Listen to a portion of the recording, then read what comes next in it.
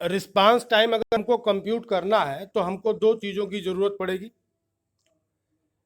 पहला ज़रूरत होगा कि हमारा प्रोसेस जो है कितने टाइम तक वेट किया, यानी total waiting time for a process.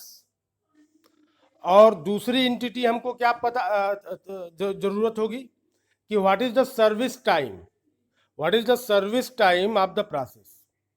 तो जब ये हम लोगों को दो चीज़ें मिल जाएंगी तो हम लोग रिस्पांस रेशियो कैलकुलेट कर सकते हैं। Now question arises, how to compute response time. तो response ratio, how to compute response ratio. तो रिस्पांस रेशियो को कंप्यूट करने के लिए अपने पास जो फार्मूला है वो क्या है कि waiting time plus service time upon service time. अब एक चीज क्लियर हो गई कि रिस्पांस रेशियो जो है इसकी वैल्यू एक से ज्यादा ही होगी। रिस्पांस रेशियो की जो वैल्यू होगी वो एक से ज्यादा होगी। और क्यों होगी, जरा तुम फार्मूला भी देख लो। तो फार्मूला में क्लियरली बोला जा रहा है कि waiting time plus service time upon service time. अब जरा देखो तो इसके ऊपर अगर प्रॉब्लम आते हैं तो उस प्रॉब्लम को दो तरीके से प्रॉब्लम दिया जा सकता है। पहला तरीका क्या होगा कि ये जो मैंने सर्किल करके दिया हुआ है तो तुमको प्रोसेस और प्रोसेस का बर्स्ट टाइम जो है दे दिया जाए, ठीक है। तो ये जो बर्स्ट टाइम होगा वही हमारे लिए सर्विस टाइम होगा। तो P1 के लिए सर्विस टाइम 24 हो गया, P2 के लिए 3 हो गया और P3 के लिए भी 3 हो गया। अब जरा देखो यहां पे एक चीज जो है हमें करना होगा, हमें गैंट चार्ट बनाना पड़ेगा। तो चूंकि हम लोग यहां पे FCFS कंसीडर कर रहे हैं, FCFS, ठीक है। तो FCFS हम लोग यहां पे कंसीडर कर रहे हैं और हम अगर ये क्लेम करें कि हमारा प्रोसेस जो है किस किस टाइम पर अराइव हुआ है, तो यहाँ पे हमको एक डेटा और चाहिए था अराइवल टाइम का। तो हम अराइवल टाइम के लिए डेटा दे रहे हैं 1, 2 और 3। यानी पहले सेकंड पे हमको क्या मिला है, P1 आया है, दूसरे सेकंड पर P2 आया है और तीसरे सेकंड पे जो है P3 आया है, ठीक है। अब हमसे कहा जाए कि P2 के लिए जो है रिस्पांस रेशियो निकालो। तो P2 की एंट्री सिस्टम में कब हुई है, दूसरे सेकंड पे। और P2 को CPU कब दिया गया, 24वें सेकंड पे। तो 2 से लेके 24, तो टोटल कितने टाइम तक वो वेट किया, तो 22 यूनिट टाइम तक वो वेट किया। प्लस उसके लिए सर्विस टाइम क्या है, 3 है, अपान 3, इट मीन्स 25 अपान 3। और ये फिगर आएगा 8.33 का। मैंने क्या क्लेम किया, मैंने ये क्लेम किया कि रिस्पांस रेशियो जो है हमेशा 1 से ज्यादा आएगा। तो देख लो, waiting time plus service time upon service time.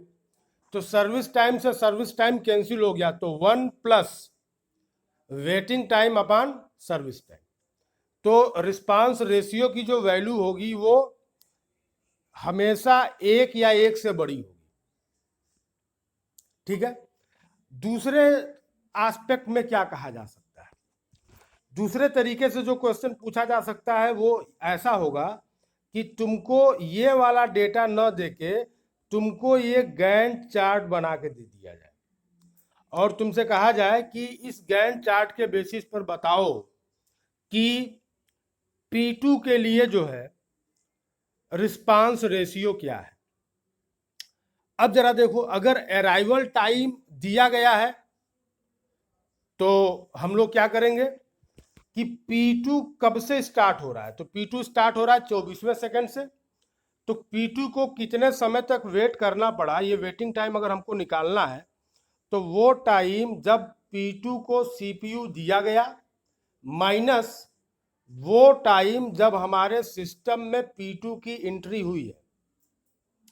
तो जब इसको घटा दोगे तो हमको क्या मिल जाएगा, waiting time plus service time. कैसे मिलेगा, तो सर्विस टाइम के लिए हमें क्या करना होगा, उसमें 3 को ऐड करना होगा और अपान 3 कर देना होगा।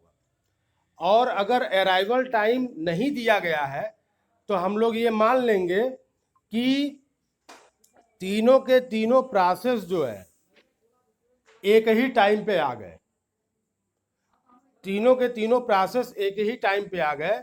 उस केस में हम लोग वेटिंग टाइम को जब कैलकुलेट करेंगे तो क्या हो जाएगा, तो 24 में से अब हमको किसी चीज को घटाने की जरूरत नहीं है। हम ये मान लेंगे बाय डिफॉल्ट कि 0 सेकंड पे ये तीनों के तीनों प्रोसेस जो है वो सिस्टम में आ गए। ठीक है, तब हम लोग क्या करेंगे, तो 24 में से किसी को घटाने की जरूरत नहीं है।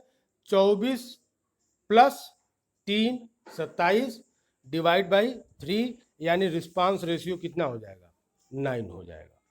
ठीक है, तो गेट में 1-2 बार ये क्वेश्चन जो है पूछा गया है। ठीक है, तो रिस्पांस रेशियो निकालने के लिए हमको जो डेटा चाहिए वो डेटा 2 तरीके से मिल सकता है, या तो गैंट चार्ट के द्वारा हमको दे दिया जाएगा, और या फिर हमसे सीधे सीधे जो है न्यूमेरिकल से, ये जैसे ये टेबुलेटेड फॉर्म में दिया गया है, ऐसा कोई डेटा जो है हमको दिया जाएगा।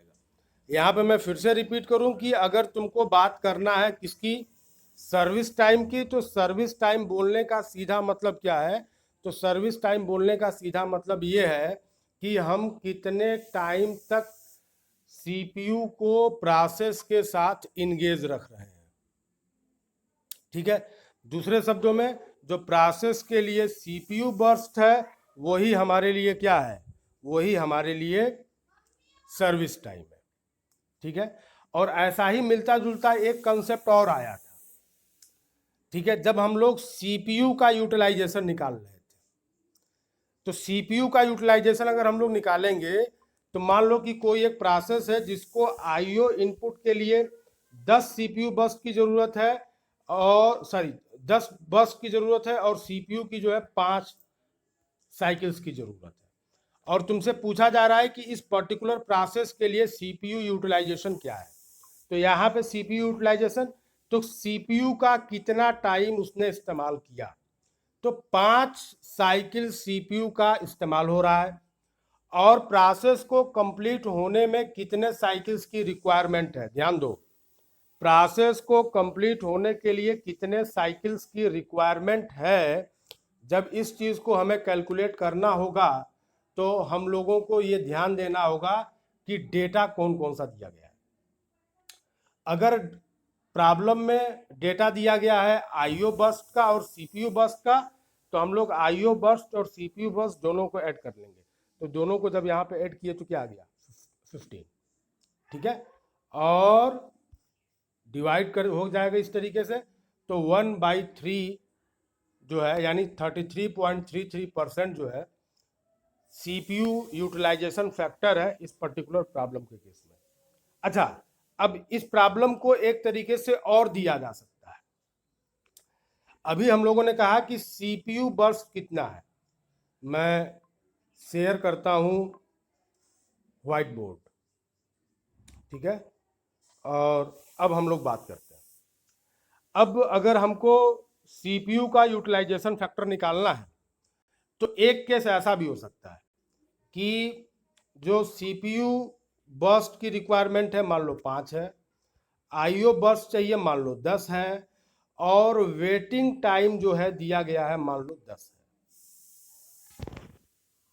ठीक है, अब कहा जाए कि इस केस में तुम बताओ कि हमारे प्रोसेस के लिए सीपीयू यूटिलाइजेशन फैक्टर क्या होगा। ध्यान दो, अब हमारे प्रोसेस को एग्जीक्यूट होने में जो टोटल टाइम की रिक्वायरमेंट होगी वो क्या होगी, वेटिंग टाइम प्लस आईओ बस प्लस सीपीयू। तो ये कितना हो जाएगा, ये हो जाएगा तुम्हारा 25, यानी 25 यूनिट टाइम की रिक्वायरमेंट पड़ेगी हमको अपने प्रोसेस को एग्जीक्यूट कराने के लिए।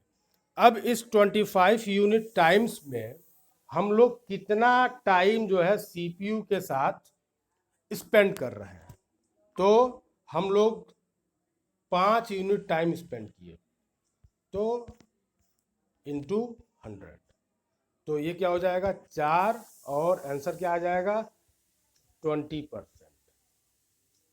आंसर क्या आ जाएगा 20%। ठीक है, और इसके पहले वाले केस में कितना आया था 33.3%। अब जरा देखो, इन दोनों स्टैटिक्स को अगर हम लोग एनालाइज करें तो एक चीज क्लियर हो गई है कि जहां पे वेटिंग टाइम क्या होगा इंट्रोड्यूस होगा, वहां पे सीपीयू का यूटिलाइजेशन क्या हो जाएगा घट जाएगा।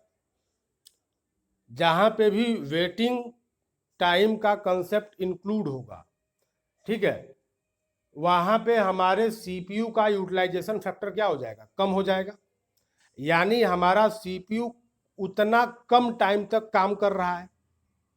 ठीक है, अब जरा ध्यान दो कि अगर हम लोग डिग्री ऑफ मल्टी प्रोग्रामिंग की बात न करें तो होगा क्या, हम लोग एक एक जॉब को मेमोरी में अगर लेके आ रहे हैं तो एक जॉब मेमोरी में लोड हुआ, ठीक है, वो सीपीयू के साथ कुछ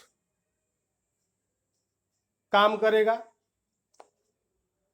कुछ आईओ डिवाइसेस के साथ काम करेगा, तो सीपीयू बस्ट, सीपीयू का यूटिलाइजेशन फैक्टर क्या होगा कुछ और होगा। फिर होगा क्या, हम लोग जब ये जॉब कंप्लीट हो जाएगा तो हम लोग इसको मेमोरी से बाहर करेंगे, और अब हम लोग मेमोरी में नए जॉब को लेके आएंगे। तो जब नया जॉब मेमोरी में आएगा उसके पहले दो घटनाएं होंगी। पहला घटना क्या होगा कि जो जॉब एग्जीक्यूट हो गया है उसको मेमोरी से बाहर करना, उसमें टाइम लगेगा। उसके बाद हमें इस नए जॉब को मेमोरी में लोड कराना होगा, नया जॉब मेमोरी में लोड हो जाएगा, उसके बाद से उसका एग्जीक्यूशन क्या होगा शुरू होगा।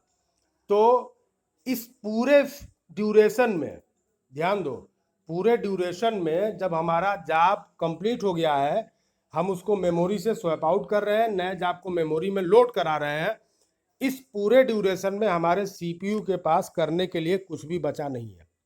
हमारा सीपीयू जो है वो आइडल स्टेट में बैठा हुआ है, तो हमारे सीपीयू का यूटिलाइजेशन फैक्टर क्या होगा गिरेगा।